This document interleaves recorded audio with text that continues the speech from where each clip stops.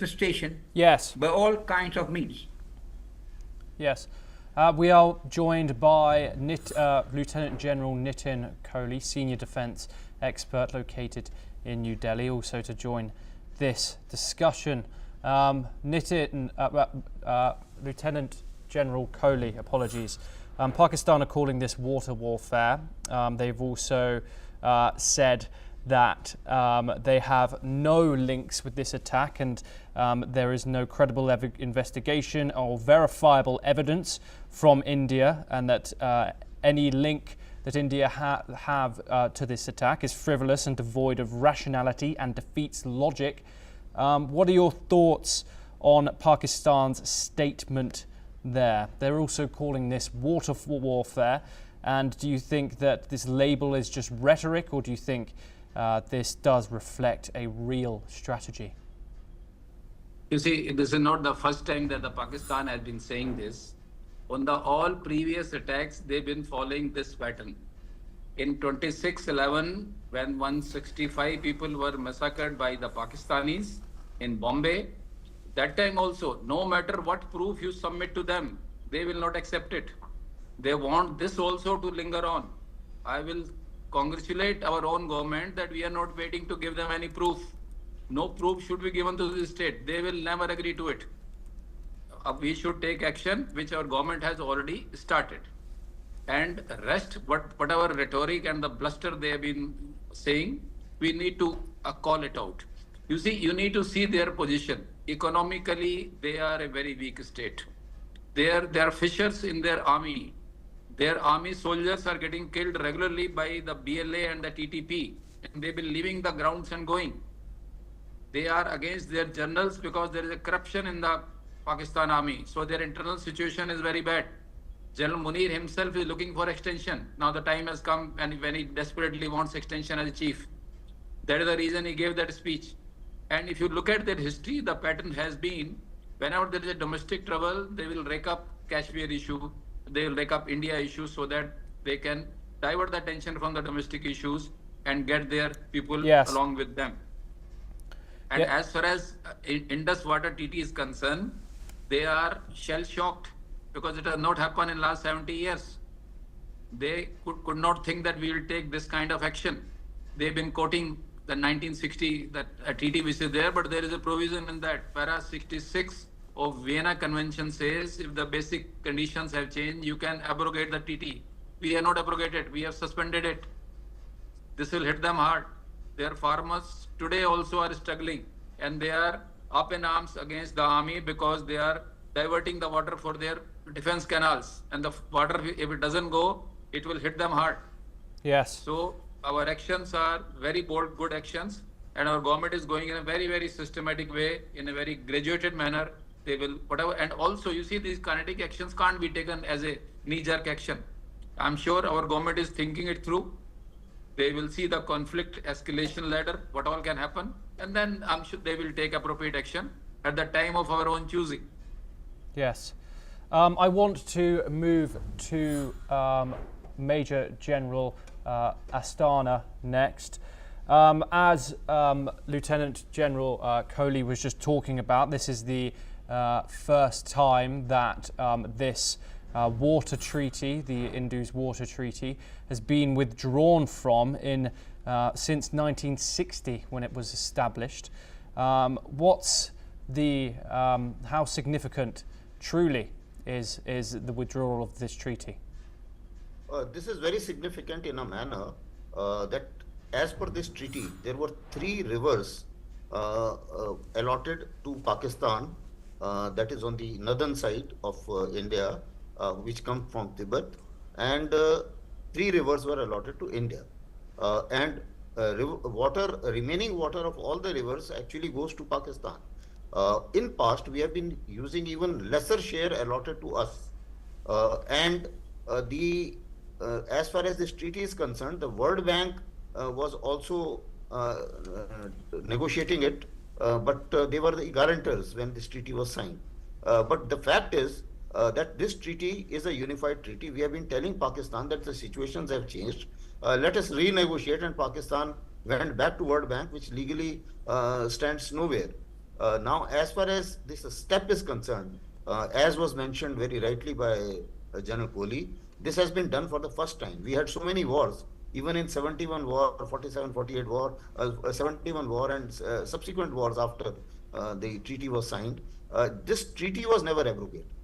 But this is the first time when it has been abrogated. And the logic is very simple.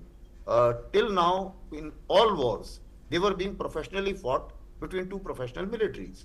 But now the question is that once they have stuck on innocent civilians and tourists, uh, there is no hold bar as far as punishing that particular state is concerned. And therefore, we will have to uh, take on the fountainhead. Yes. And fountainhead, we know that in Pakistan, in the existence of Pakistan, 50% of the time military has ruled directly and 50% indirectly. So basically, we have to make the rulers of Pakistan, which is Pakistan military, and Asif Munir in particular, uh, pay the cost for it. And we also know that there is fair amount of disgruntlement in Pakistan. There are uh, there are states who don't want to be in Pakistan, but at the same time, Pakistani military has been doing not only here, they have been killing innocent people in Balochistan too, as well as in Khyber Pakhtunkhwa.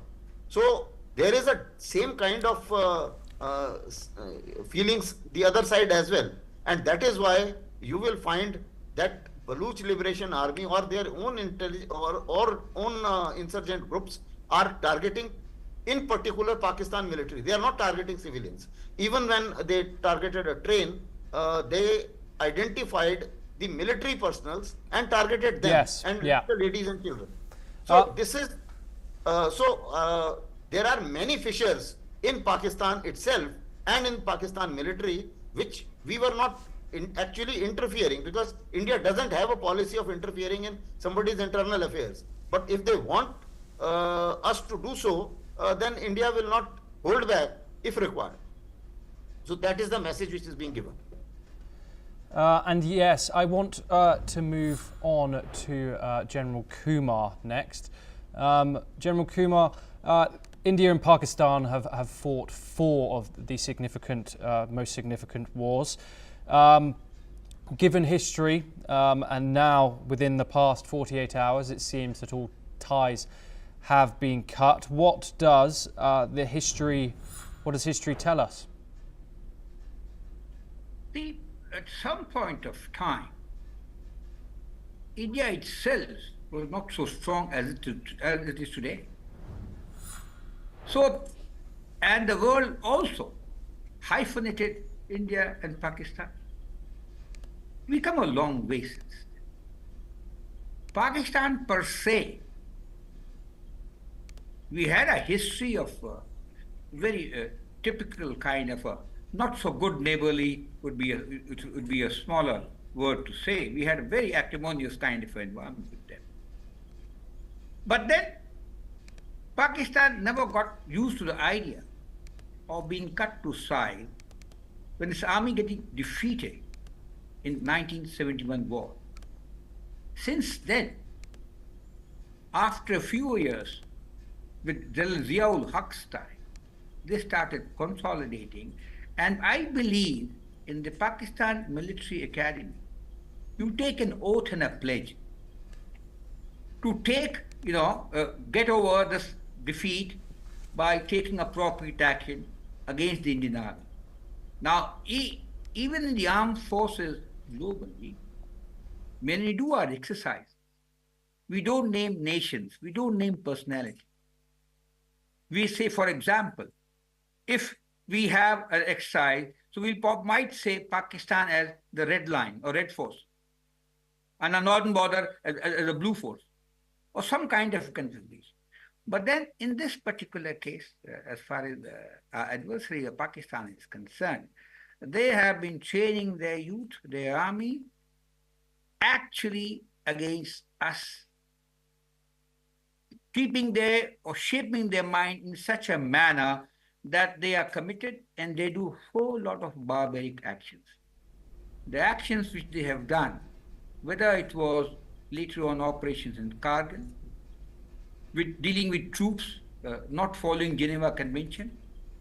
More importantly, not claiming the dead body as theirs, who were actually participating in the operation, has put a lie to their whole lot of things. So they are actually, in today's environment, no longer a major competent. Yes, the asymmetry war, which they started long time back, it continues with them. And now the government of India... I do apologise, General Kumar, we have some breaking news coming in.